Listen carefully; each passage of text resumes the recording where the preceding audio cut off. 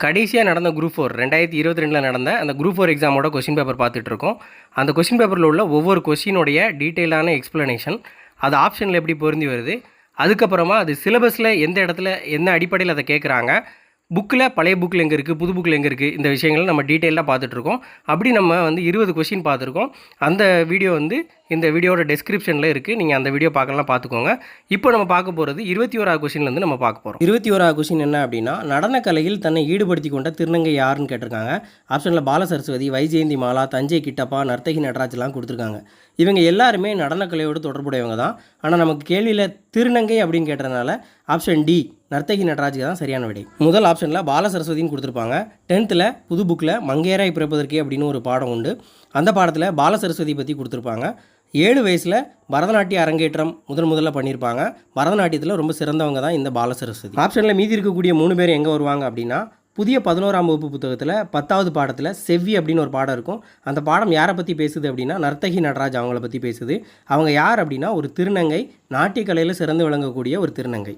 அடுத்ததாக வைஜெயந்தி மாலா அவங்க யார் அப்படின்னா, இவங்களுடைய இன்ஸ்பிரேஷன், அவங்கள பார்த்து தான் நடனம் அப்படிங்கிற ஆசையே இவங்களுக்கு வருது. அதுக்கப்புறம் இந்த தஞ்சை கிட்டப்பா அப்படிங்கிறவங்க யார் அப்படின்னா, வைஜெயந்தி மாலாவுடைய குரு. அதுக்கப்புறம் இவங்களுக்கும் குருவாக மாறுறாரு. முதல்ல இவங்களுக்கு கற்றுக் கொடுக்க மாட்டேன் அப்படின்னு சொல்லிட்டு திரும்ப இவங்களுக்கு கற்றுக் கொடுக்குறாரு. கற்றுக் கொடுத்தது மட்டும் இல்லாமல் தன்னுடைய மகளாகவே அவங்கள நினச்சி அவங்களுக்கு பரதம் கற்றுக் கொடுக்குறாரு. நர்த்தகி அப்படிங்கிற பெயர் அவங்களுக்கு சூட்டினதும் அவர் தான். இந்த டாபிக் சிலபஸில் எங்கே வருது அப்படின்னா, பகுதி தமிழர் நிரலும் தமிழ் தொண்டும்ல 5வது பகுதி நிகழ்கலை. நிகழ்கலை அப்படின்னா நிகழ்த்துகின்ற கலை அப்படின்னு பொருள். நாடகக்கலை, நாட்டியக்கலை இது எல்லாமே இதுக்குள்ளே தான் வரும். 22வது கேள்வி, பொங்கல் புதுநாளின் மாண்பினை எந்த இதழ் மூலம் அறிஞர் அண்ணா விளக்கினார் அப்படின்னு கேட்டிருப்பாங்க. தினத்தந்தி, முரசொலி, தினமணி, காஞ்சிலாம் ஆப்ஷனில் கொடுத்துருப்பாங்க. காஞ்சிங்கிறதான் சரியான விடை. இது பழைய புக்கில் மட்டும்தான் இருக்குது. ஓல்டு 10th புக்கில் 4வது பாடத்தில் உள்ள துணைப்பாடம் அண்ணாவின் கடிதம்ங்கிற பாடம். இந்த கடிதம் ஒரு பொங்கல் வாழ்த்து கடிதமாக தான் இருக்கும். இதில் கொடுத்துருப்பாங்க பாருங்கள், பொங்கல் புதுநாளின் மாண்பினை நலமுழந்து உவகை கொண்டாட செய்துள்ளனர் அப்படிங்கிறத கொடுத்துருப்பாரு. அதுவும் இல்லாமல் இது காஞ்சி இதழ் மூலம் இந்த கருத்தை சொல்லியிருக்கிறதா அவர் சொல்லியிருப்பார். பொங்கல் புதுநாள் மாண்புற காஞ்சி இதழ் மூலம் அறிஞர் அண்ணாதுரை சொல்லியிருக்கிறாரு அப்படின்னு சொல்லியிருப்பாங்க. சிலபஸில் எங்கே வருது அப்படின்னா, பகுதி இ தமிழர் நிரலும் தமிழ் தொண்டும்ல 4வது பகுதி தமிழில் கடித இலக்கியம் 4 பேரை பற்றி சொல்லியிருப்பாங்க. அதில் 4வது அறிஞர் அண்ணாவுடைய கவிஞர் மேத்தாவுக்கு சாகித்ய அகாடமி விருது எந்த நூலுக்காக வழங்கப்பட்டது அப்படின்னு கேட்டிருக்காங்க.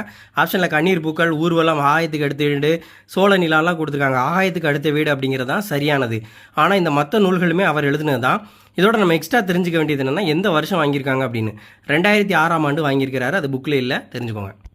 8ஆம் வகுப்பு தமிழில் இளைய 9வது பாடத்தில் இளைய தோழனுக்கு அப்படிங்கிற பாடலை மேத்தா எழுதியிருப்பார்.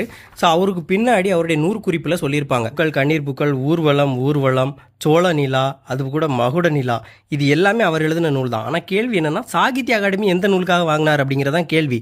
சாகித்ய அகாடமி இது ஆகாயத்துக்கு அடுத்த வீடு அப்படிங்கிற நூலுக்காக வாங்கியிருக்கிறாரு. அது 2006 வாங்கியிருப்பார். சிலபஸில் எங்கே வரார் அப்படின்னா, பகுதி தமிழறிஞர்களும் தமிழ் தோன்றும்ல 3வது பகுதி புது கவிதை. புது கவிதையில் சிறப்பானவர் தான் மேத்தா. 24வது கேள்வி, கேள் என்னும் வேர்ச்சொல்லின் வினைச்சத்தை தேர்ந்தெடுத்து எழுதுக. ஆப்ஷனில் கேட்டு, கேட்டல், கேட்ட, கேட்டான்ங்கிறதெல்லாம் கொடுத்துருக்காங்க. கேள் ஒரு வேர்ச்சொல் கொடுத்து வினையச்சம் கேட்டிருக்காங்க. முதல் ஆப்ஷன் கேட்டு, ஊ கேட்டு வந்தான், அதுதான் வினையச்சம். ஆப்ஷன் ஏ தான் சரியானது. இப்போ கேட்டல் அல் அப்படின்னு முடிஞ்சிருக்கு. இது தொழில் பெயர் கேட்டிருந்தா அது சரி. கேட்ட பையன், கேட்ட முடிஞ்சிருக்கு.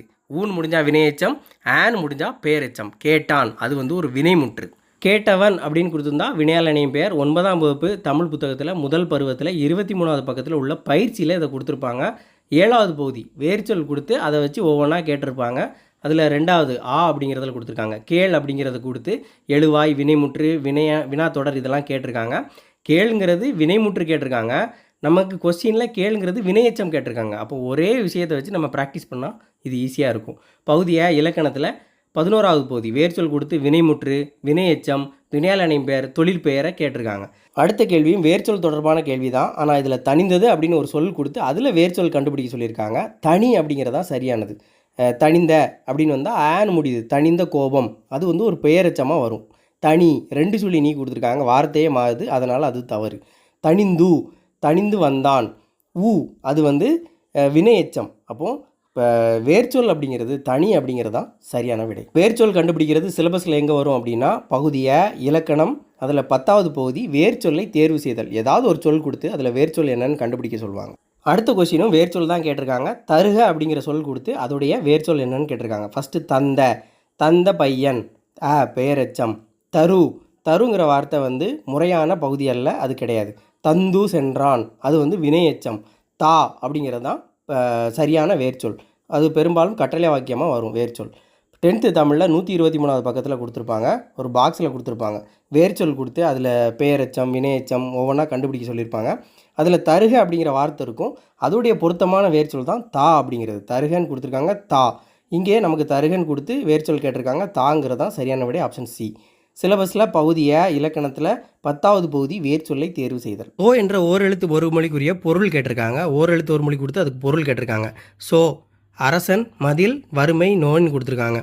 இந்த நோய் அப்படிங்கிறதுக்கு வந்து இந்த நோ வராது, குறில் நோ வரும். இந்த நோ வந்து வறுமையை குறிக்கும்.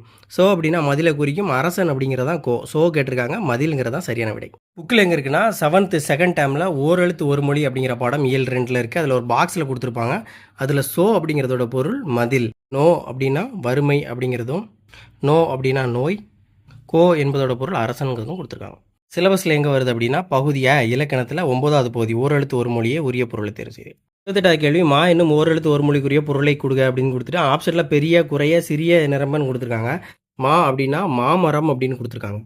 அதனால் 6th ஃபஸ்ட் டேர்மில் 10வது பக்கத்தில் கொடுத்துருப்பாங்க. மா அப்படிங்கிற சொல்லு மரம், விலங்கு, பெரிய, திருமகள், அழகு, அறிவு, அழைத்தல், துகள், மேன்மை, வயல், வண்டு இதெல்லாம் பேர் இருக்குது. பெரிய அப்படிங்கிறது நமக்கு ஆப்ஷனில் கொடுத்துருக்காங்க. பகுதியாக இலக்கணத்தில் 9வது பகுதி ஓரெழுத்து ஒரு மொழி அப்படிங்கிறது. அடுத்ததாக பறவை, இச்சொல்லுக்குரிய பொருளை கண்டறிந்து அப்படின்னு கொடுத்துருக்காங்க. மலை, ஆறு, கடல், உயிர் வகை அப்படின்னு கொடுத்துருக்காங்க. இந்த பறவை இந்த ரேவாக இருந்துச்சுன்னா நம்ம உயிர் வகை பறக்கிற பறவையை சொல்லுவோம்.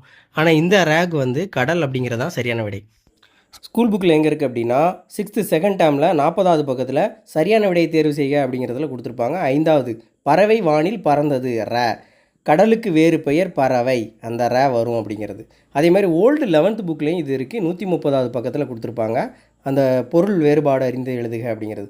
பறவை, பறவை பறந்து இருப்பதனால கடலை பறவை அப்படின்னு நம்ம சொல்கிறோம். அதே மாதிரி பறந்து வர்றதுனால புல் இனத்தை பறவை அப்படின்னு சொல்கிறோம். இது ரெண்டுமே வந்து காரண பெயர் தான். ரெண்டு புக்லேயும் இருக்குது, பழைய புக்லேயும் இருக்குது, புது புக்லேயும் இருக்குது. சிலபஸில் பகுதியாக இலக்கணத்தில் 8வது பகுதி. 30வது கொஷின், உலகம், உயிர், கடவுள் ஆகிய மூன்றையும் ஒருங்கே காட்டும் காவியம் தான் பெரிய புராணம்னு சொன்னவர் யாருன்னு கேட்டிருப்பாங்க. திருவிக்கை அப்படிங்கிறதான் சரியான விடை. அதே மாதிரி இதில் ஆப்ஷனில் இருக்கக்கூடிய மீனாட்சி சுந்தரனாரும் அந்த பாடத்தில் வருவார். ஓல்டு 10th புக்கில் 5வது பாடத்தில் பெரிய புராணம், அதில் கடைசி அந்த நூல் குறிப்பில் இதை கொடுத்துருப்பாங்க. உலகம், உயிர், கடவுள் ஆகிய மூன்றையும் ஒருங்கே காட்டும் காவியம் தான் பெரிய புராணம். இது யார் சொன்னால் திருவிக்கை. அதே மாதிரி மகாவித்வான் மீனாட்சி சுந்தரர் என்ன சொல்கிறாரு, பக்தி சுவை நனி சொட்ட சொட்ட பாடிய கவிவலவர். ஆப்ஷனுமே ஒன்னோட ஒன்று தொடர்புடையதாக தான் கொடுப்பாங்க குழப்பறதுக்காக. பகுதியாக இலக்கியத்தில் 6வது பகுதி பெரிய புராணம். ஸோ இதோட 30 கொஷின் முடிஞ்சது. மீதி கொஷினை அடுத்த வீடியோவில் பார்க்கலாம். நன்றி.